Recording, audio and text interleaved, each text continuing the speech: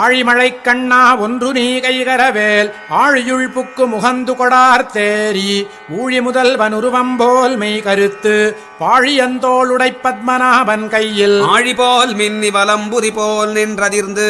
தாழாதேசார்ங்க முதைத்த சரமழை போல் வாழ உலகினில் பெய்திடாய் நாங்களும் மாறுகடி நீராட மகிழ்ந்தேலோரெம்பாவாய்.